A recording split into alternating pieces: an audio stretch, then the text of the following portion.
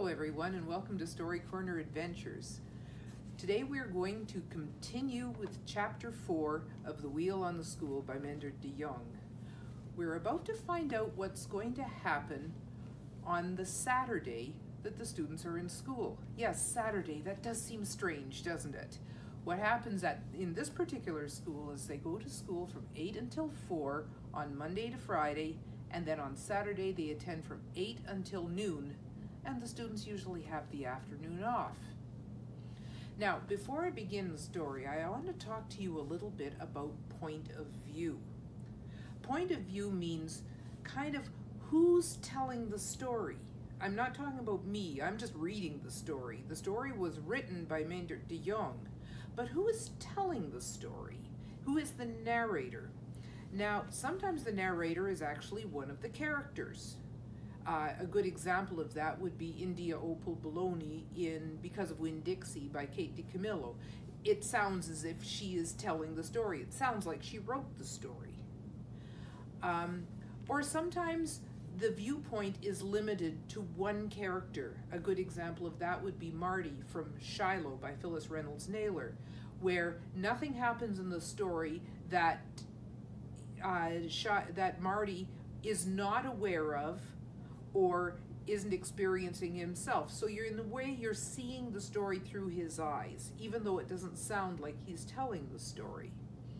Sometimes the point of view in many books shifts from place to place, and we've actually had that happen a little bit in this story. This point of view is going to shift, but it's going to shift in very dramatic ways. For Chapter 4 all the way to the end of Chapter 10, we are going to be experiencing Saturday afternoon through the eyes of different students, and in one case the teacher of Shora's school. So what's going to happen is the same time frame is going to be seen over and over again, and some of the events are going to overlap. So think of them as a bunch of separate timelines. Some of those timelines, if the students meet, are going to cross. But it will get confusing unless you keep this in mind, that you're still looking at that same Saturday afternoon, the same events, only through the eyes of different people. So let's find out, first of all, about Saturday morning. Remember, they've just gone back to work because they've got to think about getting a wheel for the school. Chapter 4, Yella and the Farmer. They had stumbled through arithmetic. They'd been stupid about grammar. But when it came to penmanship, well, there was no way to keep their minds on penmanship. Lena was the first one to give up in despair. The teacher, walking along the aisle, had stopped to study her copybook. Lena promptly gave up. "Teacher," she said, "I can't sit still. And when you can't sit still, you can't do penmanship. It's all jiggly." The whole class stopped. "Let's make plans," Auka suggested hopefully. "We ought to make plans about how we're going to get a wheel for those two storks." "The storks will be coming awfully soon, won't they?" Ilka asked the teacher. "Well, the stork season is here. There's no evading that," the teacher said slowly. "And since you've brought it up so shrewdly, Ilka, I can't deny that we haven't much time." "Then why are we wasting it on penmanship?" Yella said. He held up his copybook for the teacher and all to see. He had done about 3 words of penmanship, but then he'd given up and drawn a picture of a big stork with a big fish held crosswise in its bill. "That fish is a pickerel out of our own moat," Yella explained. The teacher laughed. "You're not only thinking way ahead, you're drawing way ahead, Yella, and it isn't penmanship.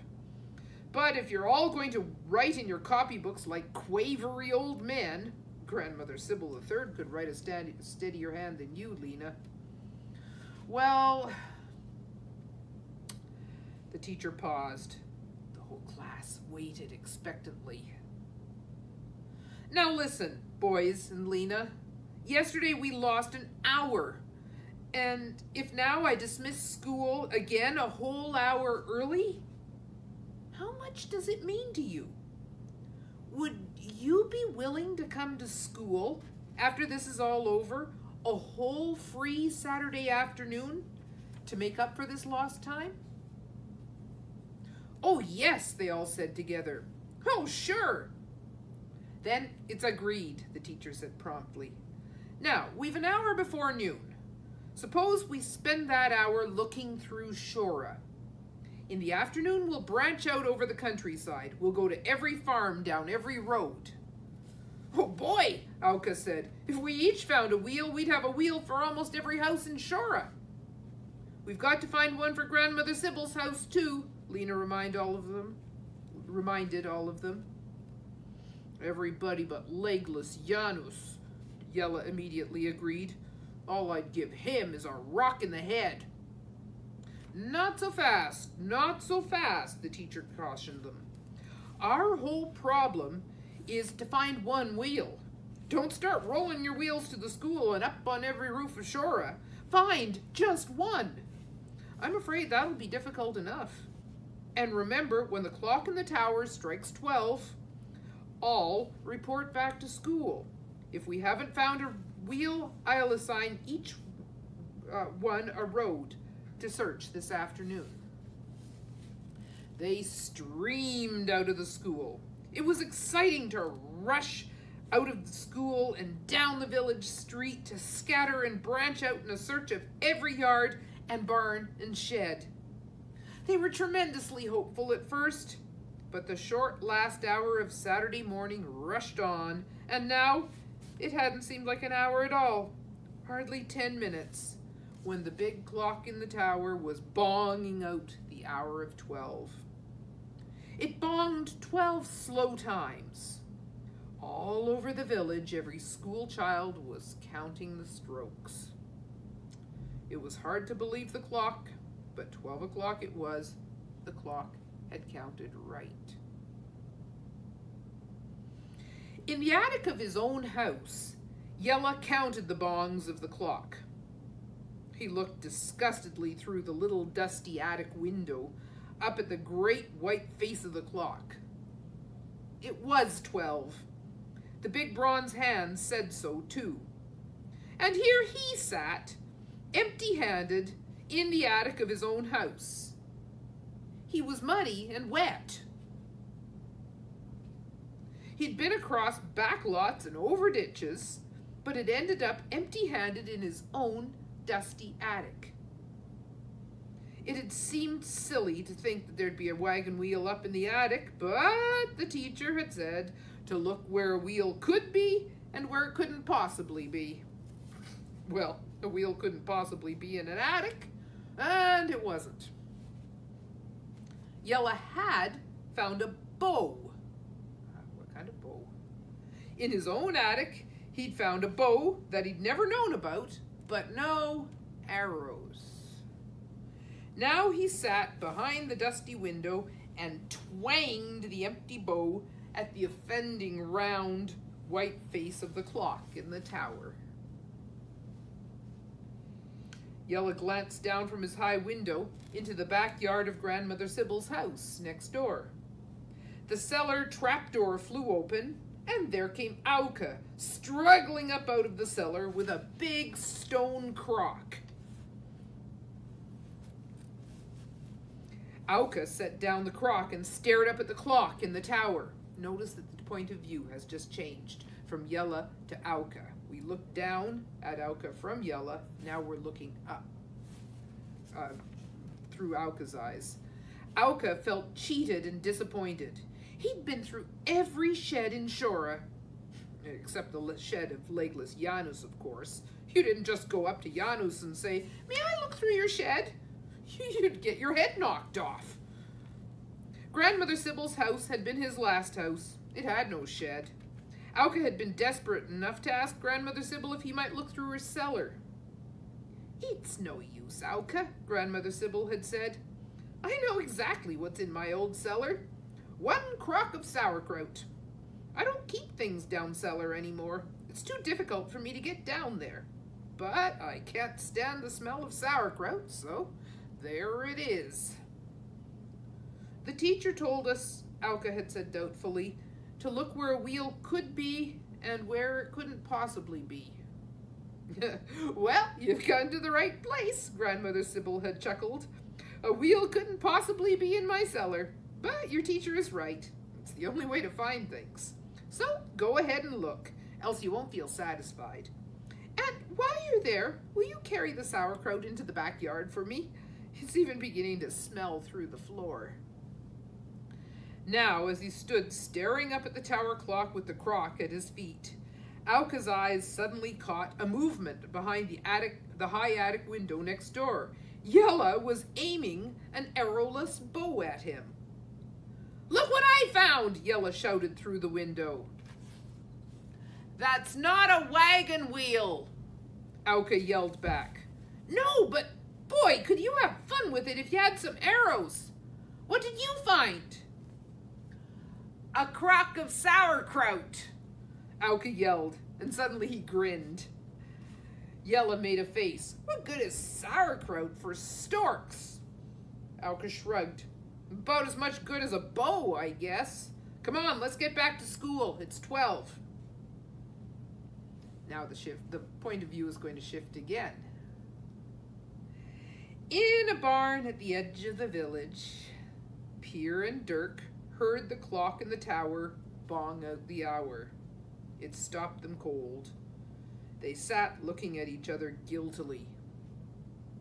12 o'clock, Dirk told Pier, and you and I just played. Yeah, I know, Pier said. They had found a haymow in the barn. They'd climbed to the top of the haymow. Of course, there'd been no wagon wheel on top of the hay. They hadn't expected one. But as Pier had told Dirk virtuously, they were supposed to look where a wheel couldn't possibly be. Of course, having climbed to the top of the haymow, they'd had to slide down to the barn floor. That had been so much fun, they'd climbed right back up, not even pretending to look for a wagon wheel now. It was amazing how fast an hour of fun had flown by. Now it was 12. Pier looked at Dirk. Dirk looked at Pier. They sat in the hay that had slid down to the barn floor with them. Dirk looked at the sprawled hay and hastily jumped up. We haven't got a wagon wheel, he said woefully. All we've got is a mess. Not even a spoke, Pier said dolefully. Maybe we'd better grab up the hay and take it along, Dirk suggested. Hay? For a stork? It isn't a goat. No, but we haven't got time to put it back on top of the mow. If we take it along and drop it somewhere, the farmer won't know we played in his hay. It seemed a good idea. At least it was about the best thing to do under the circumstances. They hastily scraped the sprawled hay together. Each grabbed up an armful and started running towards school. Boy, that was fun, Pier said. Wasn't it? Yes, Dirk said guiltily, but I hope somebody found a wheel. Couldn't we take the hay to school and say it's for the storks to build a nest with? Pier suggested. That would show we did something. Maybe, Dirk said doubtfully. But come on, run. It's way past 12. When Dirk and Pier came running toward the schoolyard, Yella and Alka were already there with the teacher. Far behind Pier and Dirk came Ilka, pushing a high old baby carriage. A distance behind Ilka, toward the canal end of the street, Lena came running, empty-handed. When they were all gathered in the schoolyard, the teacher looked at each of them in turn. A bow, a baby carriage, 2 bundles of hay, but no wagon wheel, the teacher said slowly. He looked at Alka. And what did you find, Alka? A crock of sauerkraut, Alka said somberly. But I didn't bring it here. I didn't think it would be any use to storks.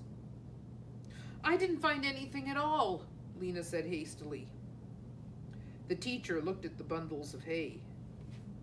Why did you bring hay? He asked Pierre.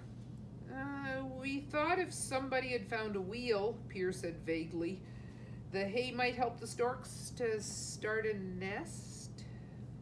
Dirk nodded. Yes, that's what we thought, he said hastily. And you brought a baby carriage, Ilka. Why? I brought it for the wheels, Ilka said. I suppose I didn't really think they were big enough. I guess they were just the nearest thing to a wagon wheel that I could find. My mother let me have it, he explained. He said, since I was her last baby, definitely. And me going on 12.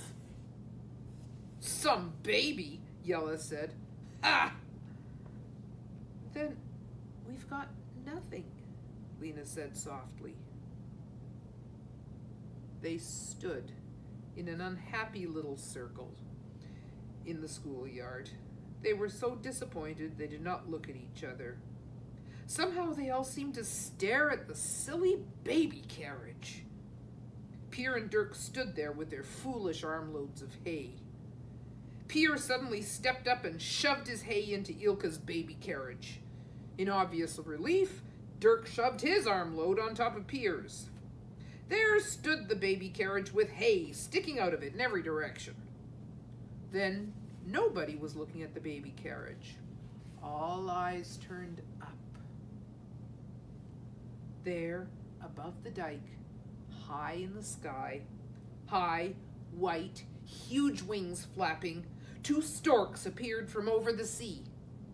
Over the tower, the storks winged still higher, flew high, flew straight, didn't dip down for Shora, did not even pause or circle. Then they were 2 white winging dots, disappearing fast in the enormous blue sky. Soon they were gone. Slowly, all the eyes came down. All were staring at the baby carriage again. Ilka's face became red. He muttered something that nobody understood, grabbed the baby carriage and shoved it disgustedly into the far corner of the schoolyard. Now if we only had a goat, Auke said, looking at a tuft of hay that had spilled out of the baby carriage and over his wooden shoes. No one laughed, and Auke wasn't smiling. No one said a thing. They were so quiet they could hear Lena swallowing hard a couple of times. That was the trouble with being a girl, Lena thought. You wanted to cry at things like this, but boys just looked angry and stubborn and disgusted. Suddenly Lena didn't swallow anymore, didn't want to cry anymore. She was angry. Yella said it for them all. Look, he savagely told them all. We can't mess around with bows and baby carriages and play in hay and fool around anymore.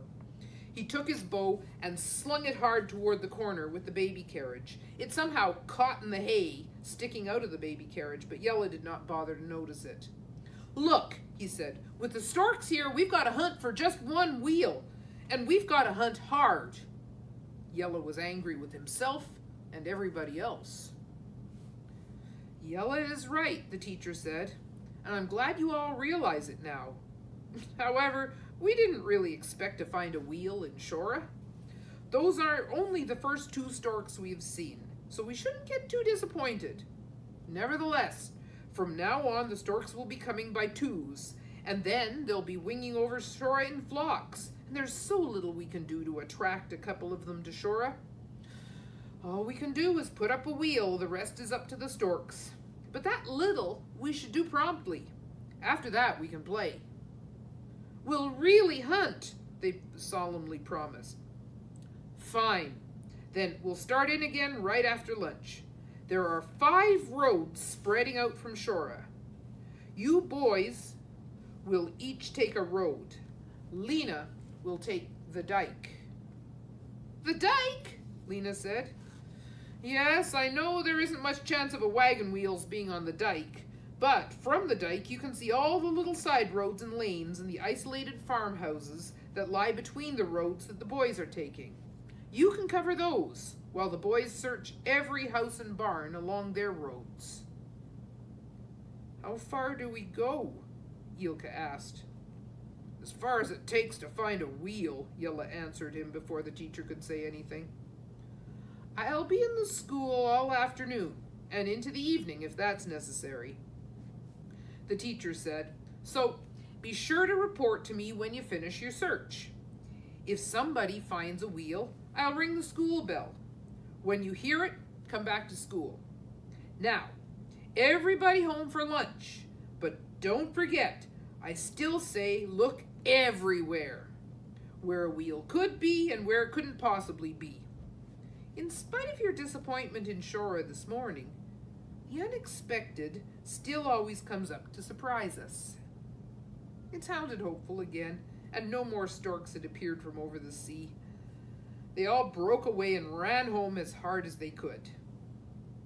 Now, you'll notice these chapters are getting much longer. If you need to stop and take a break, make sure you check and see how many minutes you are into the story, and then you can just come back to the story again later. I understand that it might be a little too long to read in one sitting. It was 4 o'clock, Saturday afternoon. There was not a sound in Shora. Except for 3 small children playing in the village square at the foot of the tower, there wasn't a child. The 5 boys and Lena were scattered over the countryside looking for a wagon wheel. In the doorway of the school, the teacher looked down the empty road that stretched from the school into the flat country. This was the road along which Yella was searching for a wagon wheel. The road lay deserted. Yella was nowhere in sight. The teacher smiled a little to himself. Yella's really got his heart in it now, he softly told himself. And when Yella gets his heart into things, he's liable to hunt for a wheel into the next province. From over the school, high in the sky, 2 storks appeared. They winged away in rapid, flapping flight. The teacher stood looking after them.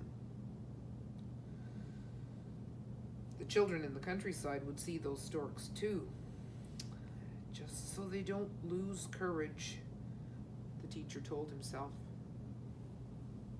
When the teacher looked down the road again, it wasn't empty anymore. Far away, a wheel came rolling down the narrow country road. A boy was rolling it. He struggled it into an upright position whenever it fell and rolled it on. That must be Yella. Only Yella was strong and husky enough to wrestle a heavy wagon wheel down a road all by himself. Yella had a wheel. The teacher half turned as if to hurry into the school to ring the bell. Better wait, he told himself. You can't tell what Yella may do when he has his heart set on things. No, better wait. He looked down the road again. Now, no wheel was rolling down the road. Instead, there was a farmer leading Yella to the school. The wheel was gone. The teacher waited in the doorway of the school. They came closer, the unwilling Yella and the big, angry farmer. The farmer was leading Yella down the road by the lobe of his ear. He had something red in his other hand. It looked like a piece of red roof tile. The teacher waited. At last, after a long, painful march down the road, Yella was being guided by his ear across the schoolyard. Yella looked stubborn and guilty and angry all at the same time. He stared defiantly at his teacher as he neared the doorway, even though he had to hold his head carefully tilted against any painful jerks on his ear. The pinched earlobe must really be throbbing now. I didn't steal it, Yella said morosely as the farmers halted him before the teacher. He says I stole it, but I didn't. I yelled and called all over that farm. There was nobody, and that wheel hadn't been used in ages. It was even sunk in the mud, because it stood under the drip of the shed. It took all I had to get it loose, so long it had been standing there, and now he says I stole it. The farmer grimly let Yella talk. Now he faced the teacher. What goes on in this school of yours here anyway? He demanded. Teaching children to steal things from people. There I was, deepening a ditch at the back of my farm. I poke my head out while I rest my back a minute, and there I see a wheel rolling down the road. I look at my shed, and my wagon wheel isn't in its place, against the shed wall. It's my wheel rolling down the road. So I run and jump ditches to catch up with this boy, and I still can't believe it. In broad daylight. When I stopped at the shed, sure enough, my wheel was gone, and in its place, all there was this. He shoved a broken piece of red roof tile at the teacher. On the tile, Yella had scratched with a nail, I'm taking the wagon wheel to put on the roof of our school for storks to build a nest on. We want storks to come to Shora again. I'll bring it back as soon as the storks are through with it. Yella Sjarda. The teacher forced himself not to smile. The hot-eyed farmer was watching him every moment while he read. Well, the teacher said slowly, feeling his way, at least it isn't a downright thief who leaves a note and signs his name after he's taken something.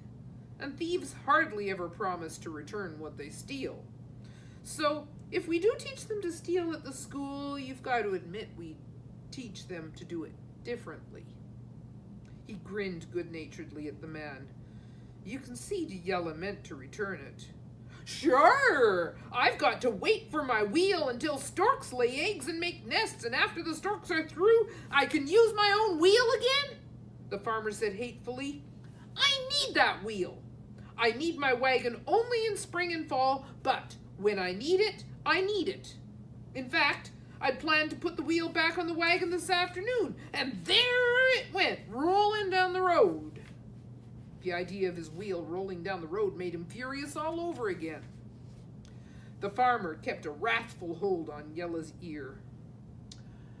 If you would let go of his ear, the teacher said, Yella won't run away, I promise you. I can maybe explain how Yella came to take the wheel without your permission. I'm not excusing it, understand? Just explaining it. Because you look like a man who would understand. You look to me as if you were once a boy just like Yella yourself. A boy who, once he set his heart on something, stops at almost nothing. Didn't you, as a boy, sometimes take something when you couldn't get it any other way? The farmer relaxed a little. He almost started grinning, but he made it a scowl. Yeah, he said gruffly, because I wanted a bow and arrows. All the kids had bows and arrows, all but me. How I suffered because I was the biggest of the whole lot. My mother wouldn't let me. She was afraid I'd somehow shoot myself. How, I don't know. I didn't even have a knife, on account of my mother, to make myself a bow and arrows. And here I was, the biggest kid, just as big and husky as this one. He looked at Yella appraisingly. No, bigger. Well, I got the knife. Don't ask me how. Then I made the bow and arrows, and then I was happy. My grandfather caught me returning his knife. How he warmed my breeches. Well, he could have skinned me with the knife. I was still happy. I had my bow and arrows. Well, there you see, the teacher said. And now you've warmed Yella's ear. And Yella still doesn't have the wheel he wanted so badly. The man looked at the red, swollen ear. The teacher explained the school's great project of luring just 2 storks back to Shora, and the man listened. He nodded understandingly when the teacher finished. "I'll tell you," he began, but then he looked at Yella's ear again. "Better put a cold, wet rag against that ear, kid," he interrupted himself. "Yeah, I can understand now why he did it and all the excitement. But as I started to say, he can still have the wheel in about a week. As soon as I'm through with the wagon, he can have it till fall. After this week, I won't need the wagon again until fall, not on my little farm." "That would be too late, wouldn't it?" Yella anxiously asked the teacher. "I counted at least 5 pairs of storks flying over this afternoon. They're starting to come so fast there can't be a stork left in Africa among those rhinoceroses you were telling us about. In Africa, they live right among the lions and hippos and zebras," he eagerly explained to the farmer. "But here, they live right in our villages with us. Then he said unhappily, "Except in Shora, of course." "Yes, I'm afraid in a week it might be too late, Yella," the teacher said. He turned to the farmer. "Could Yella help you with your wagon work on the farm? It seems to me he owes you at least that for all the inconvenience he caused you, and if he could help, it shouldn't take a week before you can let the school have the wheel." "It's a deal," the farmer said promptly. "I'll fix the wheel on the wagon as soon as I get back, and Yella can come and help me Monday or even right now. It's up to him." Yella stood thoughtfully, feeling his throbbing ear. "Do you still know how to make bows? To make arrows?" he carefully asked the farmer. "I've got a bow, but no arrows." "Oh, sure," the man said. "And there's plenty of alder bushes right along the ditch I was deepening at the back of my farm. If you want arrows, I'll show you how." He patted his pocket. "I got a knife of my own now," he said with a grin. "I'll be there," Yella promised happily. "But maybe this afternoon I ought to look some more for a wagon wheel. The storks are coming over fast." He looked at the teacher for approval. "Suit yourself," the farmer said. He strode off. Yella tenderly pulled at the lobe of his sore ear and looked meekly at the teacher. "I didn't mean to steal it," he explained, "but there was no one to ask, and there was the wheel." His voice trailed off. "Guess I better look some more," he said lamely and walked away. "Look, but don't take without asking," the teacher called after him. "Just pinch your ear if you're tempted." They both laughed a little. Then Yella turned to go and the teacher went back into the school. As Yella crossed the schoolyard, 4 storks flew high overhead.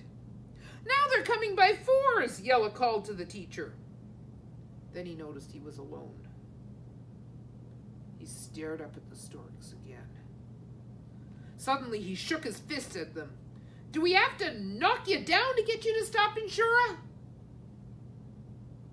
His eyes fell on Ilka's baby carriage in the corner of the schoolyard. The bow lay in the hay.